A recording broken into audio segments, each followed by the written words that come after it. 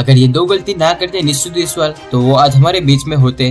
वो दो गलती क्या है वो आपको बारी बारी बताऊंगा, और ये दो गलती में से दूसरी वाली गलती अगर ना करते निश्चित देशवाल तो आज 100% वो हमारे बीच होते। जैसा कि दोस्तों को पता कि निश्चित देशवाल सोमवार को अपने ट्रैक्टर पर स्टंट कर रहे थे, उसी दौरान उनकी मौत हो गई। उनकी मौत से पूरे सोशल मीडिया में मातम छा गया और उनके चाहने वालों को भारी सदमा लग गया। दूसरे लोगों का कहना है कि स्वराज की बजाय उनके दूसरे ट्रैक्टर पर स्टंटबाजी करते तो शायद वो आज हमारे बीच जिंदा होते, क्योंकि वो ट्रैक्टर उनके लिए लक्की है। ये दोस्तों हो गई पहली गलती।